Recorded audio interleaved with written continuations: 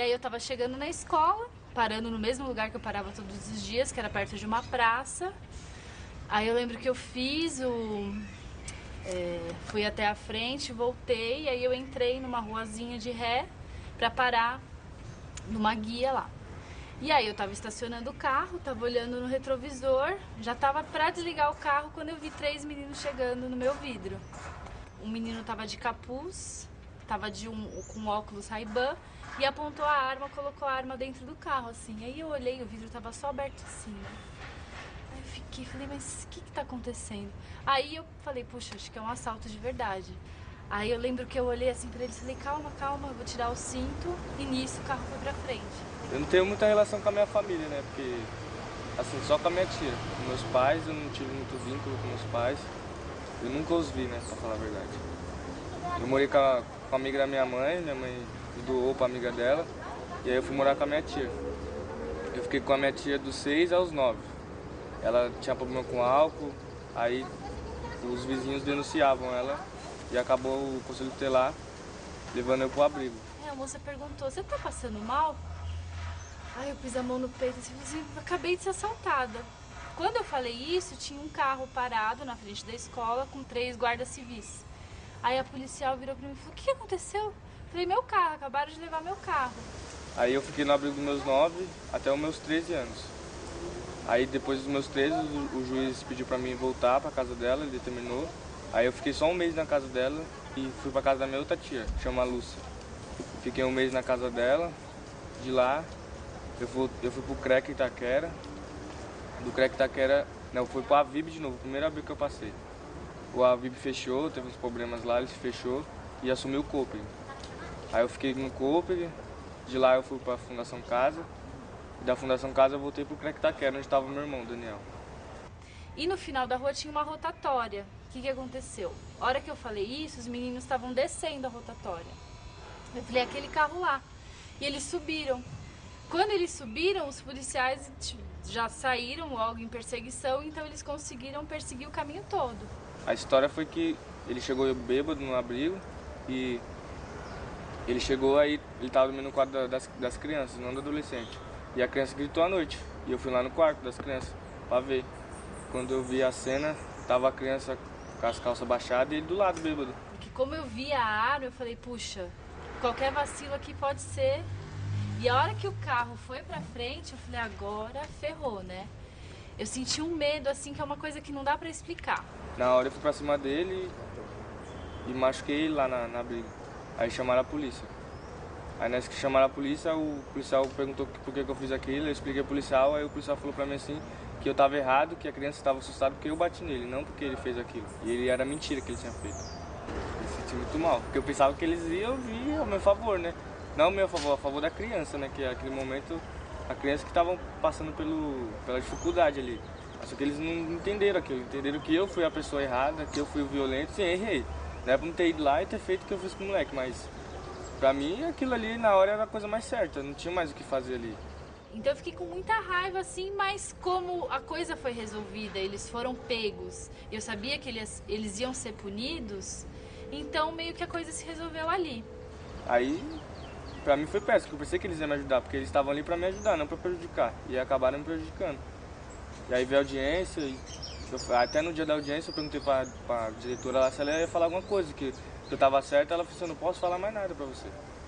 E eu falei, tá bom. Aí quando eu fui pra fundação, assim, foi péssimo, mas pra mim nem liguei, porque aquelas pessoas pra mim parecia que não existiam, não me ajudavam em nada. Só que depois eu tive que comparecer a uma audiência pra falar de novo do caso, né? Reconhecê-los novamente, que eu acho que isso é muito difícil. O juiz não me ouviu, né? Ele entrou na sala, ele perguntou meu nome, tudo. Perguntou por que eu fiz aquilo, na hora que assim, ele falou que eu tava errado, tudo, me julgou todinho.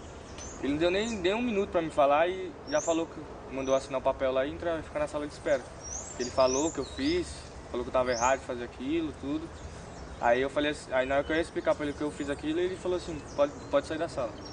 Por mais que eu não tenha ficado traumatizada, tal, que eu tenha resolvido as questões rapidamente, fica ainda aquele na cabeça da gente, mas por quê? né? Então, ouvindo dele o porquê,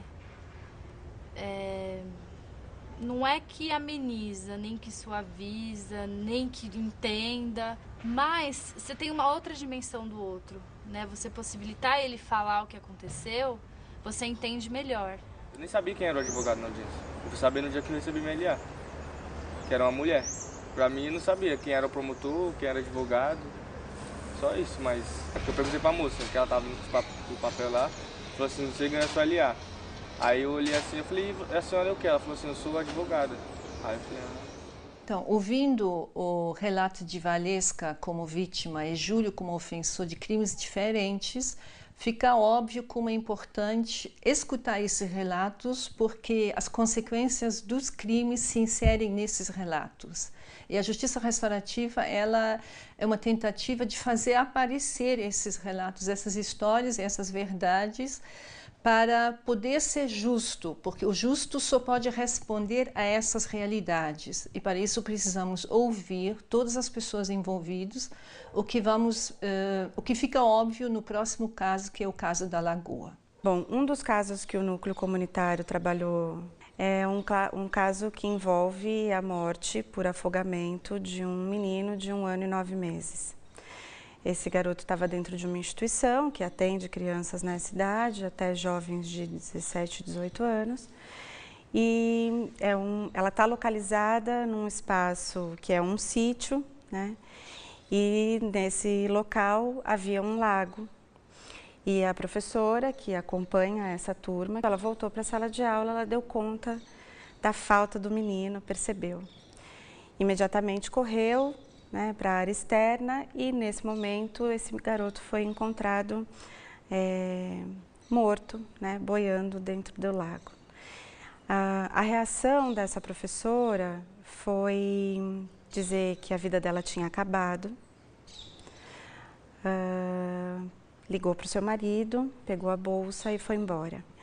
Então a maior necessidade que as pessoas apresentavam naquele momento era entender aquilo, mas também que essa professora pagasse pelo que ela fez. Então, todos esses sentimentos clamavam por uma justiça muito marcada pela vingança, e a forma de comunicar essa dor era de que essa professora, de alguma maneira, sentisse essa dor também, né?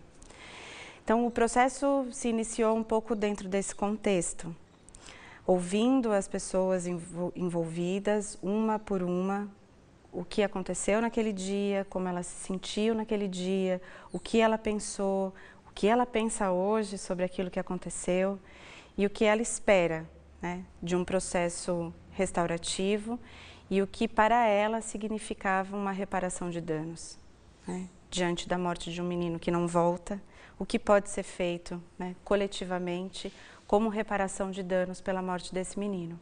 Então, esse conflito revela uma história que foi marcada por negligência, que foi marcada por omissão, que foi marcada por falta de responsabilidade de toda uma equipe de trabalho.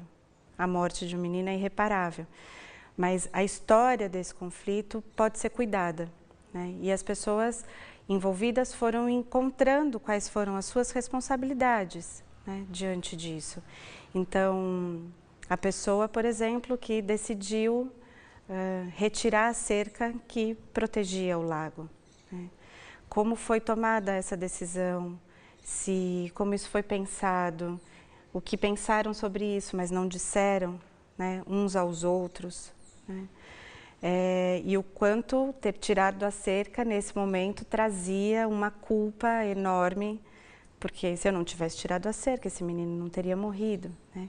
Então, como lidar com isso? Que não é procurar um culpado, o menino caiu porque alguém decidiu tirar a cerca, mas que essa pessoa que tomou essa decisão se responsabilize por isso, e também as pessoas todas que estavam ali juntas e que de alguma maneira se omitiram ou negligenciaram aquilo, também pudessem reconhecer, né, que se comportaram dessa maneira diante do que aconteceu. O processo trouxe a possibilidade das pessoas tomarem algumas decisões, como reparação, né?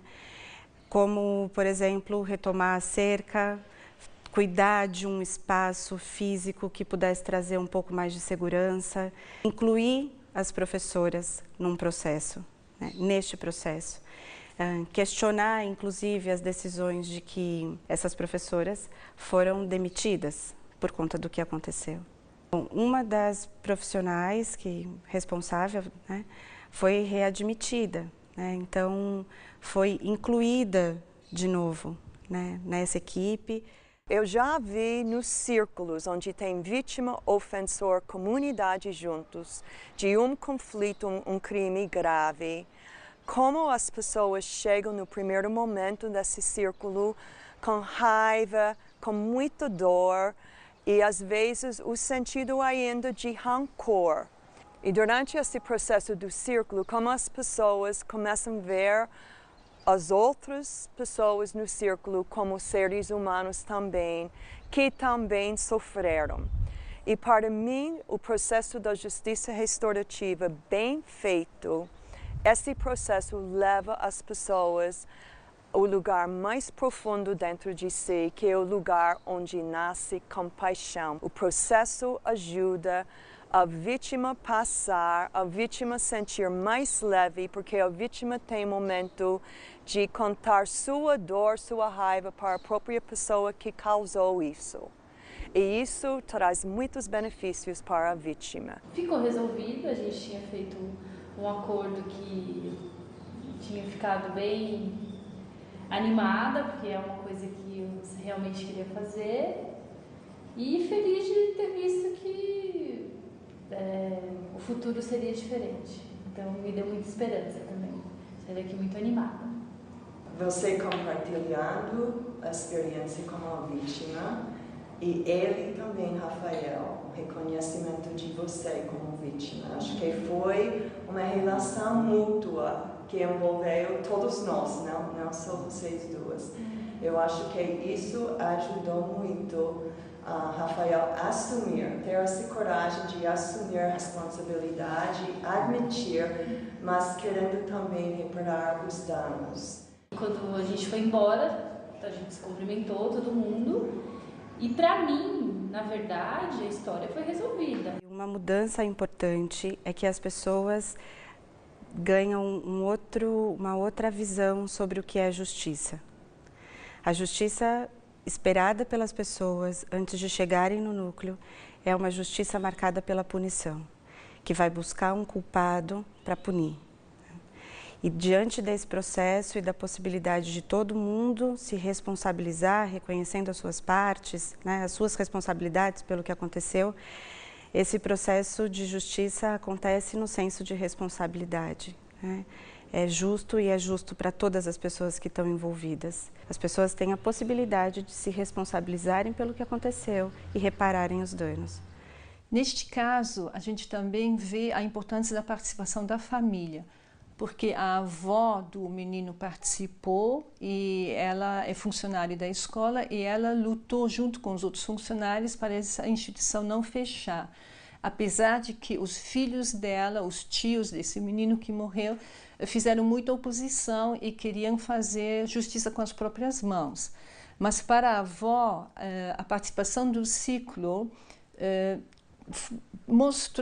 deixou evidente que a vingança não traria o menino de volta, a punição não traria o menino de volta, a justiça restaurativa também não traz de volta, mas ela ajudou a pacificar as relações na instituição e na família. A participação das famílias é muito importante nesse processo. Os benefícios que eu vejo para a vítima nos círculos restaurativos, que a vítima primeiro é reconhecido como vítima. Eu acho que isso é muito importante, o reconhecimento que a pessoa foi vitimizada. Segunda, a vítima tem um momento de expressar sua dor, sua raiva, seja qualquer emoção, para o ofensor ou os ofensores. Isso ajuda muito a aliviar a dor da vítima.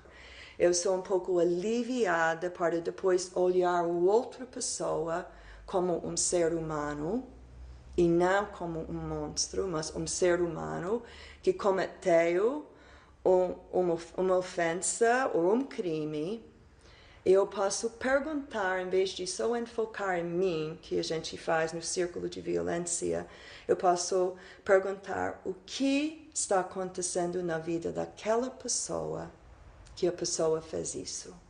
Então eu pude presenciar, né, o empoderamento da vítima. Então a vítima tem o poder de perdoar, né, o seu agressor. Então isso foi muito marcante também.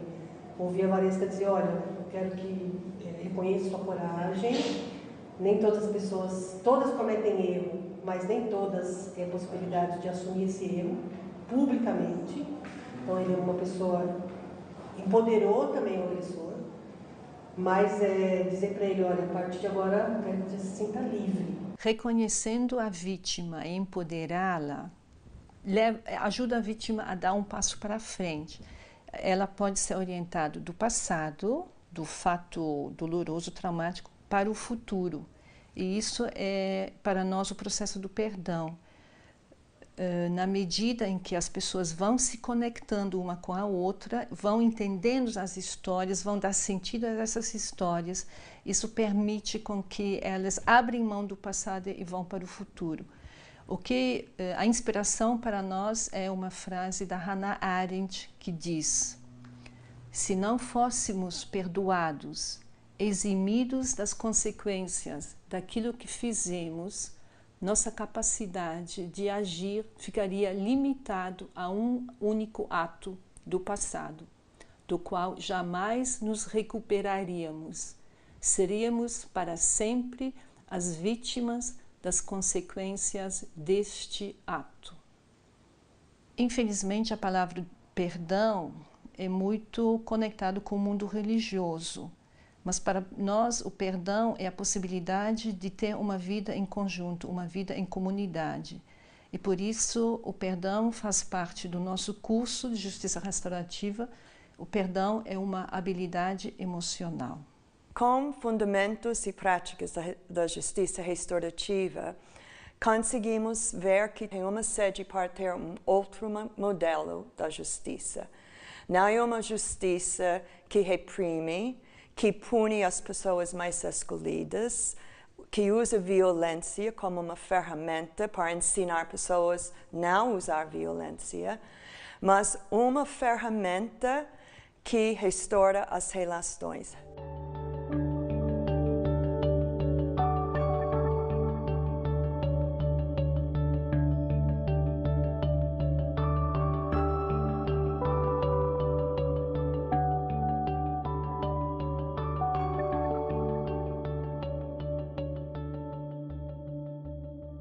Então, nós temos um curso chamado Fundamentos da Justiça Restaurativa, Escolas de Perdão e Reconciliação, porque nós achamos que a base da justiça restaurativa são esses conceitos.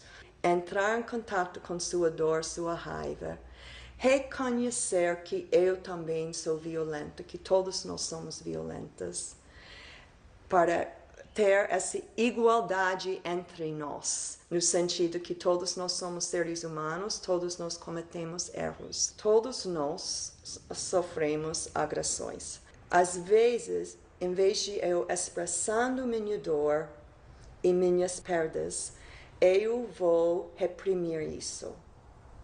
Então, um ato de agressão causa uma dor, ofensa, choque, né? A pessoa fica em choque.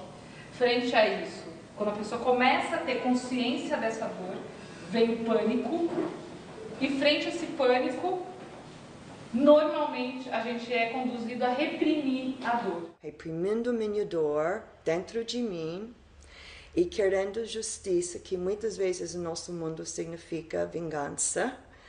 E vou criar uma história sobre a pessoa que falou isso ou fez isso comigo, uma história que eu acho certo, que a gente está escutando na mídia o tempo todo, bandidos, esses monstros, essa é a história que as pessoas estão criando, e depois eu torno agressor.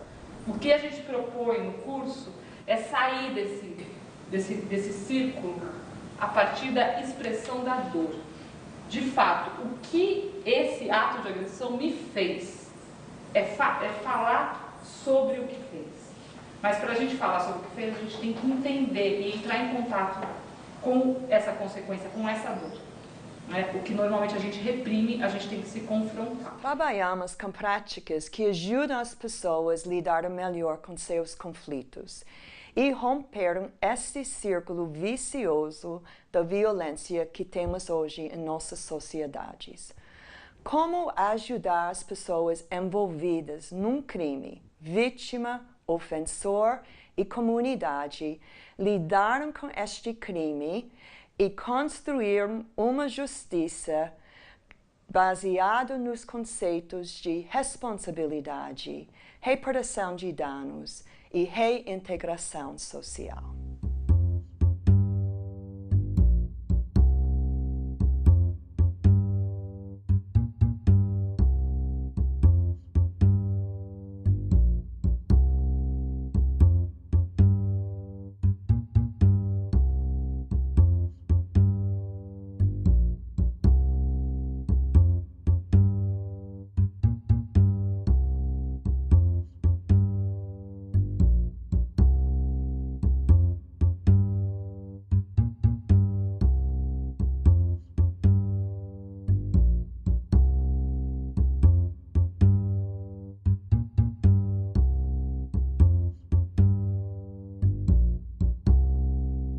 Para mim, esse curso foi muito bom pela minha comunicação com meus familiares e com meus companheiros de cela. Eu fiquei mais tranquilo, muita coisa, muitos pesadelos que eu tinha na minha vida, de tristeza, essas coisas, saiu depois do curso. Comecei a relatar as coisas que aconteceram na minha vida. Andou comigo, com a minha família, até mesmo com os outros internos que estão comigo. Observar as coisas de outra forma, né? De outro ângulo, como se eles estão passando pela mesma situação que eu estou, né? Dentro da cela, você está todo dia ali convivendo, aprendeu? Continuando com nossas famílias lá fora, com nossos amigos, né? Que vai trabalhar, volta para o emprego e tal. Agora acontece uma coisa de errado, a gente fala, me perdoa porque eu fiz tudo. Hoje em dia, antigamente não. Se acontecia uma coisa, não ficava encoberto.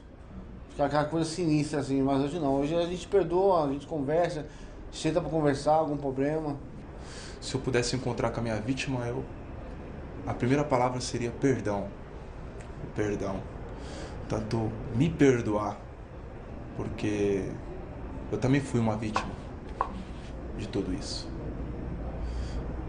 Eu tinha isso sim dentro do meu coração, a de vingança. Não, se mexer com a minha família, tem que me matar também.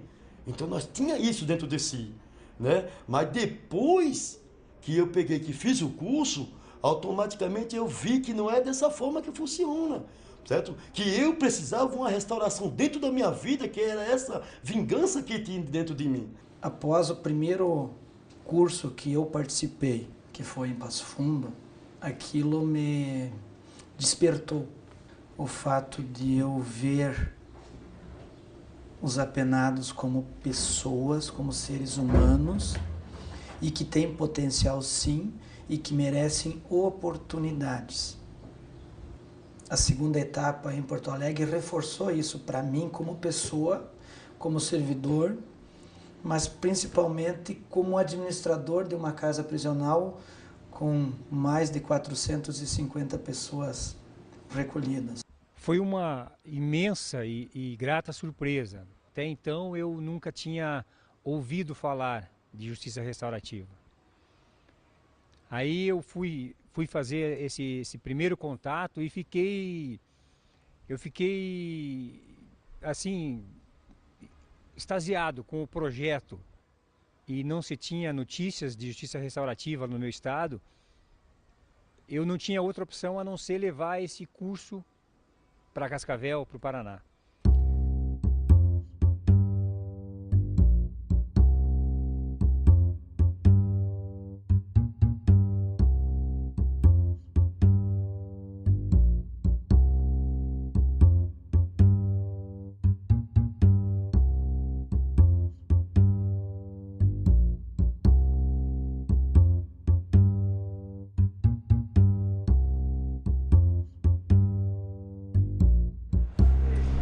A proposta da juíza era muito clara, né? Ela queria substituir a prisão cautelar por um processo de conscientização, de formação que fizesse romper o círculo vicioso da violência.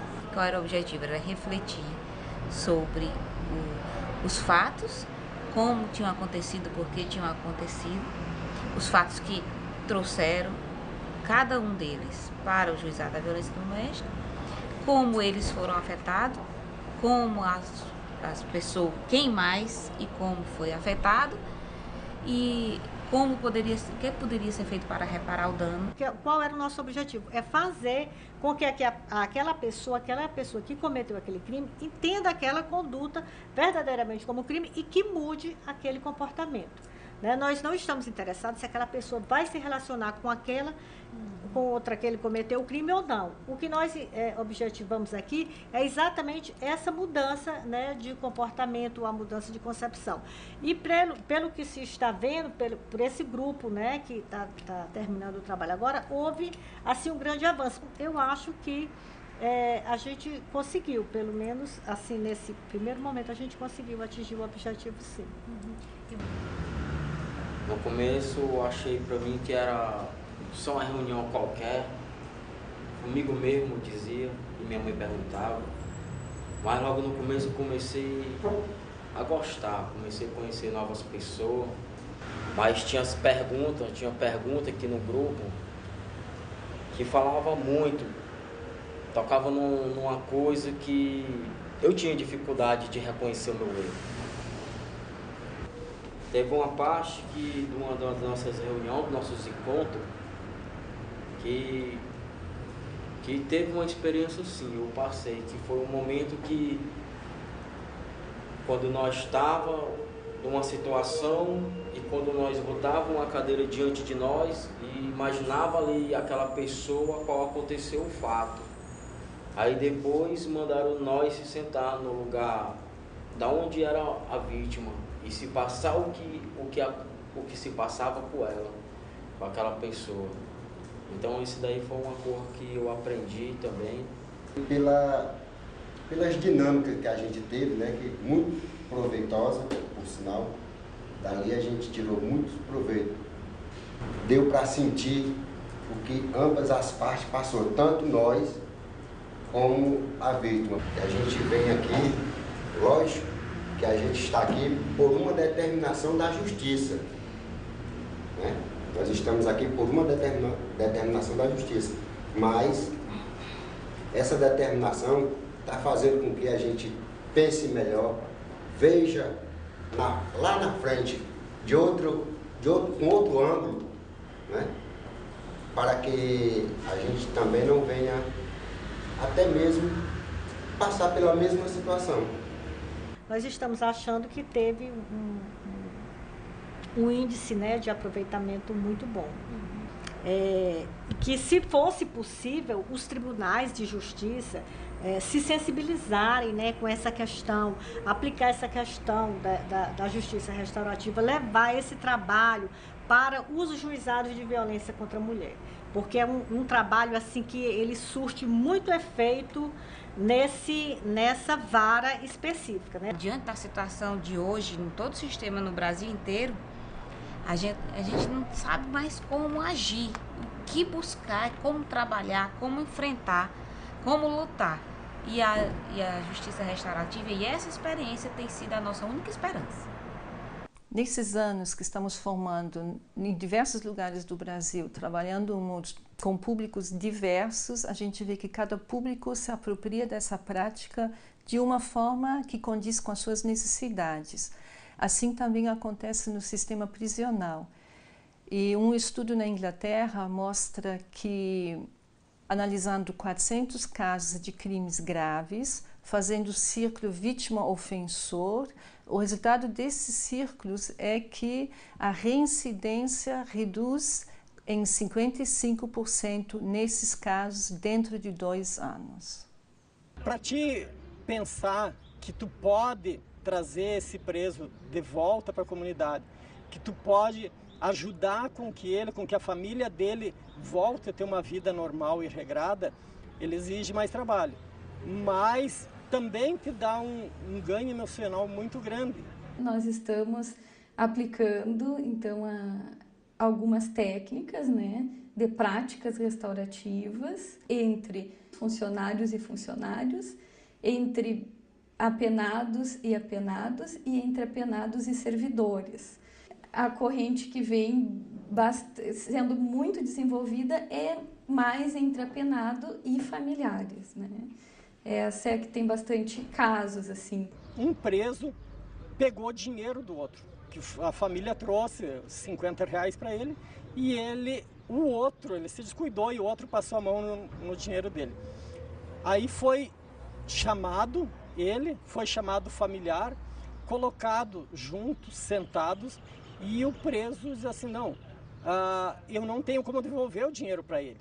Aí outro diz assim, não, mas se você tiver como me pagar, nós podemos sentar e podemos resolver o problema. A princípio eles já estavam separados, já estavam com pedido de seguro de vida, e aí o familiar se responsabilizou em pagar ele em prestação e eles voltaram e continuam juntos. Acredito que até hoje ainda estão na mesma cela. A gente chamou o pessoal e todos os que foram chamados concordaram em vir, sentamos e a coisa se desencaminhou até mais rápido do que a gente esperava. A gente esperava que precisasse 2, 3 círculos, mas no primeiro círculo eles mesmos, e eles conversaram, não tenho nada contra ti, mas eu precisava do dinheiro, então eu peguei, não queria ter pego, mas aí se desculparam e acabaram, tudo bem, voltaram para a mesma cela com o problema resolvido. Então é uma coisa pequena, mas que teria um problema, uma consequência muito grave no momento que eles fossem se encontrar no pátio, ou que eles fossem se encontrar num regime mais brando, aberto ou semi-aberto, eles teriam que responder por isso. O círculo restaurativo com os familiares mostra a importância dos familiares na restauração do preso, porque os familiares devolvem para essa pessoa a sua dignidade, porque eles acolhem ele apesar daquilo que ele fez. Quando o agressor se vê confrontado com a dor da vítima, os familiares dão para ele a força para ele passar por esse processo e para ele responsabilizar-se por aquilo que ele fez. Aí convém lembrar que a punição vem de fora e a responsabilização ela é despertado de dentro, é responsabilizar-se. A gente tem um trabalho que estamos implantando, né, que na verdade foi implantado no ano de 2012, junto à Corregedoria Geral da SUSEP, em que aquele servidor que teve alguma dificuldade com outros servidores, né, alguma dificuldade de relacionamento ou até dificuldade do servidor com a administração, que seria casos de investigação de corregedorias em relação ao relacionamento desses servidores, está sendo avaliado caso a caso e qual deles pode ser trabalhado através da justiça restaurativa. Então, na corregedoria tem uma equipe que está selecionando os casos. Esse núcleo faz todos os contatos com os servidores, marca os círculos, pré-círculos, pós-círculos também. Depois do trabalho finalizado, é repassado à corregedoria o resultado do trabalho, né? E a gente permanece por um bom tempo acompanhando qual foi a evolução do caso, né? Um dos maiores benefícios que eu estou observando é na redução dos conflitos de relacionamento no dia a dia do serviço, do servidor. Os resultados super satisfatórios, muda-se o pensamento, muda-se a cabeça, muda-se a maneira de se expressar, de se portar com os colegas e com a administração.